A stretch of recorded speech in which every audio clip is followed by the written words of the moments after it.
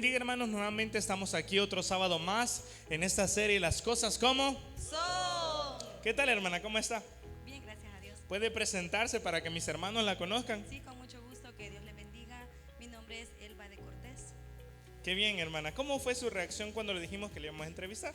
Fue feliz porque puedo ser partícipe de este programa para poder dar un poco de nuestro testimonio de lo que Dios ha hecho con cada uno de nosotros. Amén. Vamos a iniciar hablando acerca de su testimonio. ¿Cómo fue su encuentro con el Señor? Sí, lo que yo recuerdo es que a la edad de 10 años yo me fui con mi madre porque vengo de un hogar desintegrado. Entonces me fui con mi mamá y mi mamá asistía a una iglesia, pues el pastor de esa iglesia vivía enfrente de donde nosotros. Entonces él le hizo la invitación a mi mamá y fue a un culto dominical en el cual yo sentí el toque de Dios, me quebranté y fue ahí donde yo recibí a Cristo en mi corazón. Esa fue su primera vez que usted tuvo un encuentro con el Señor. Creo Sí, que esa fue mi primera experiencia. sí. No solamente en El Salvador, sino también en otros países hay muchas personas que también inician su caminar quizás sin el apoyo de sus padres o con familia desintegrada. ¿Es duro? ¿Nos puede comentar, hablar un poco acerca de eso? ¿Es duro o cómo es la experiencia? No tener el apoyo de un padre que nos diga, mira, vamos a la iglesia. Sí, para mí fue un poco difícil porque yo empecé a ir y cuando yo empecé, que recibí a Cristo, empecé a servir con los jóvenes, empecé a trabajar con los jóvenes, inicié yo en el área de evangelismo, salíamos a evangelizar y me recuerdo yo que andaba con el megáfono, entonces y a mí me ponían a cantar y luego pasé a ser parte del coro de la iglesia.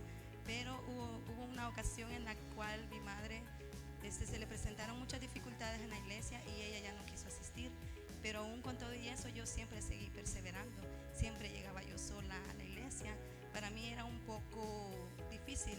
Me daba mucha tristeza ver de que solo llegaba yo a la iglesia y que mi mamá no quería llegar. Es muy duro, ¿verdad? Y muchos jóvenes en la actualidad están viviendo quizás la misma situación, de la cual no tienen apoyo de un padre, y es necesario el apoyo de un padre que nos diga. Algunos nos llevan a la obligación, ¿verdad? Iniciamos así, yendo a la obligación, porque nos dice, o te alistás o si no, ya sabes lo que te espera, ¿verdad? Y vamos y asistimos. ¿Y qué más nos puedes contar acerca de todo ese tiempo en el cual estuvo sirviendo al Señor en el coro de la iglesia, en el evangelismo? Nos comentaba que con un megáfono. Sí, me daban el megáfono para que yo cantara las alabanzas. Y Sí. eso fue parte de lo que yo empecé a hacer dentro de la iglesia, a servir y trabajando siempre con los jóvenes. Era partícipe de las campañas, de los cultos.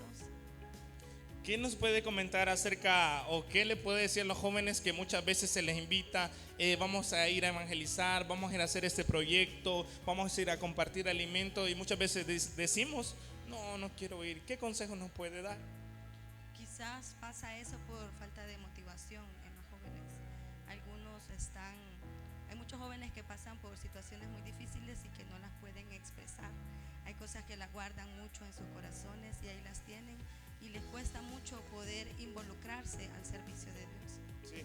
Sí. Se habla mucho también de que las redes sociales hoy en día son como una distracción para el joven, y también muchas veces es que no expresan sus sentimientos, sino que también la influencia de un celular, podríamos decir.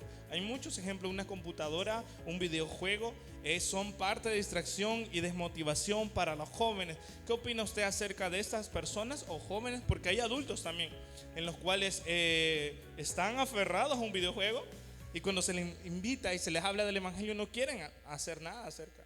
Sí, eso que me comenta es muy cierto, influye mucho, pero es algo negativo, ¿verdad? Porque es algo que los distorsiona, es algo que les roba el tiempo, es algo en lo cual las redes sociales se puede hacer un buen uso de ellas, sí se puede hacer un buen uso de ellas, pero también en algunas ocasiones hacen un mal uso de ellas por las cosas que miran, por las cosas que se oyen, y eso es una mala influencia para los jóvenes y eso les impide pues muchas veces el poder avanzar porque miran cosas que los obstaculizan, ¿verdad? Para poder seguir adelante y buscar de Dios.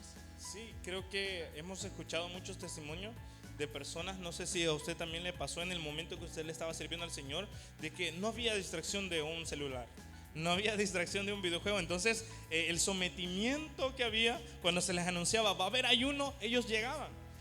Va a haber oración, ellos estaban ahí. ¿Cómo fue Sí, también para usted así? en ese tiempo fue muy diferente porque yo no ni siquiera conocía un teléfono celular. Entonces yo estaba bastante sometida a lo de la iglesia y prácticamente quien me discipuló en ese tiempo fue el pastor, porque yo me iba con él y yo me venía con él. Habían cultos matutinos, yo estaba el día domingo desde las 5 de la mañana hasta las 4 de la tarde y para mí no había ningún impedimento. Yo me gozaba, me involucraba, incluso aprendí a conocer a muchas hermanas allí. Ellas me daban cómo calzarme, cómo vestirme, porque era una de las cosas que tampoco yo podía hacerlo por la situación de mi mamá y porque como yo estaba asistiendo a la iglesia, quizás ya por lo que la gracia que Dios pone en cada uno de nosotros, ¿verdad? Entonces ella como que cambió mucho conmigo, se empezó a ver mucha indiferencia y como que ya no le importó mi situación y se descuidó totalmente de mí, pero gracias a Dios, pues Dios siempre vio el esfuerzo, el sacrificio que yo hice por estar ahí en los cultos y Dios me bendecía mucho, tanto material como espiritualmente. Qué bien, porque el Señor no desampara a sus hijos en ningún momento, así sean adolescentes o jóvenes. El Señor no nos desampara. Ahora, hay jóvenes que lo tenemos todo. Yo sé que a muchos no les va a agradar esto que voy a decir, pero hay jóvenes que lo tenemos todo. Vivimos muy cerca de una congregación. Tenemos fáciles las cosas para llegar a una iglesia y aún con todo y eso no queremos, ¿verdad? No hay mucho amor hacia la obra del Señor. Y qué bueno, ese testimonio nos da ejemplo de que a pesar que quizás había algunas dificultades para servirle a Dios, pero usted estaba constante ahí sirviéndole a Sí, Dios. estaba constante en los cultos. Lo que usted dice es muy cierto porque sí hay jóvenes que en este tiempo están muy bendecidos, no carecen de nada, aparentemente, ¿va? Porque tienen todo lo material que ellos pueden desear, pero eso no es lo importante, porque yo también cuando estaba con mi papá y mi mamá, que ellos estaban juntos, yo no carecía de nada. Incluso decían que yo había nacido en cuna de oro y yo eso no lo entendía, ¿verdad? Pero con el tiempo pues uno entiende el por qué dicen esas cosas. Es porque uno nunca carece de nada, porque uno tiene todo. Pero a pesar de que yo estaba yendo yo sola, incluso me tocaba que abordar 2 buses para ir a la iglesia y siempre era bien puntual, siempre llegaba temprano, porque fue algo que me inculcó mi padre, la responsabilidad y la puntualidad. Qué bien, excelente. Son dos valores que son muy necesarios en nuestra vida. Ahora, queremos preguntarle también si tiene algún pasaje bíblico favorito que usted lo lea muy seguidamente y lo medite. Sí, a mí me gusta mucho este pasaje de Romanos 8:28, donde dice que los que aman a Dios, todas las cosas les ayudan a bien. Porque a veces pasan situaciones en nuestra vida de las cuales no las podemos entender. A veces sentimos que hay una gran alegría, un gran gozo y de repente al salir de este lugar, al salir del culto, no sabemos qué es lo que nos espera. Sí. Pero sabemos que todo obra para bien en nuestras vidas. Excelente. Ahora, para ir cerrando esta entrevista, ¿nos puede contar un testimonio que le haya marcado su vida y que lo tenga muy presente hoy en día? Y cómo Dios también ha obrado desde que lo aceptó hasta el día de hoy en su vida. Sí, el testimonio que más me marcó fue cuando yo vine a este lugar, cuando el Señor en su propósito estaba que yo viniera acá a Manantiales de Vida Eterna. Yo estaba trabajando y en esa ocasión yo estaba teniendo muchos problemas con mi jefa. Entonces yo siempre decía, yo no voy a orar para pedirle a Dios porque yo no lo voy a buscar solo cuando tenga una necesidad. Yo siempre tenía ese pensamiento de no buscarlo cuando tuviera el problema, pero ya no aguanté más y una ocasión yo doblé rodillas y le dije al Señor que hiciera el traslado, pero en la jefa, que la trasladara a ella, porque ella estaba teniendo un comportamiento conmigo como queriendo hacer algo para que a mí me despidieran y que a mí no me dieran el tiempo porque yo estaba ahí. Entonces la cosa no fue así, la cosa fue al revés. A quien le hicieron el traslado fue a mí. Entonces vine acá a una sucursal de acá de Soyopango, entonces me quedaba mucho más cerca venir acá a la iglesia. Y en ese entonces ya mis 2 hijos estaban congregándose aquí en este lugar y fue donde yo pude llegar a un campo blanco de la familia Paniagua Y fue ahí donde, sin pensarlo, ni solo se me acercó alguien y me dice, ¿quiere aceptar a Cristo o reconciliarse? Inmediatamente yo me paré, doblé rodillas y empecé a llorar. Me quebrantó el Señor porque pude sentir algo súper especial. Qué bien. ¿Y nos puede contar, desde ese momento que usted aceptó al Señor, cómo Dios obró a usted hasta el día de hoy? Pues Dios ha obrado, podría decirlo que instantáneamente en mi vida, porque yo cambié muchas cosas inmediatamente. Cambié mi forma de vestir, mi forma de hablar.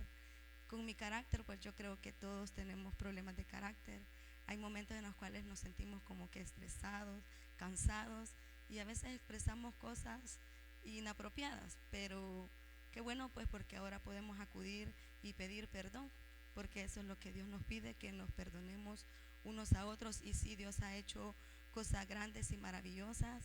Pasé por un proceso muy fuerte para mí, pero fue muy necesario, porque recordemos de que Dios es el alfarero y nosotros somos el barro, y cuando estamos en manos del alfarero es algo muy especial, porque Él viene quitando todas las impurezas para luego Él venir y exhibir la obra que Él ha hecho en nosotros, porque es bueno esperar en el tiempo de Dios. Es bueno esperar cuando Dios nos exalta y no exaltarnos nosotros.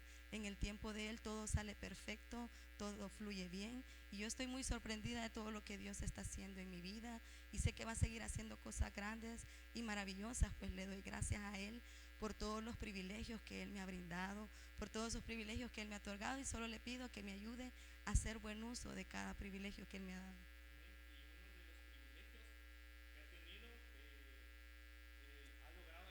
Hermana. Pues fíjese de que cuando pasaba el ministerio de alabanza, siempre en mi pensamiento, el Señor me hacía recordar y me decía, ¿te recuerdas cuando me cantabas? Porque yo siempre que cantaba yo me quebrantaba. Yo soy bien sensible a la presencia de Dios. Entonces en mi pensamiento pasaba cuando pasaba el ministerio de alabanza de acá, el Señor me hacía recordar cuando yo estaba así al lado del hermano, la voz principal, que yo era la corista. Entonces Él me hacía recordar, y pues para la gloria y la honra de Dios, pues ya puedo ser partícipe del grupo del ministerio de alabanza. Sabemos que no es fácil, porque la lucha es grande, la lucha recia, pero Dios es el que nos da la fuerza y la fortaleza. Amén. Muchas gracias, hermana, por aceptar la invitación, por su tiempo que ha dedicado para estar aquí con nosotros y por compartir un poco de su vida y de su testimonio en el camino de Dios. Así que terminamos esta entrevista diciendo las cosas como... Que el Señor les bendiga, hermanos.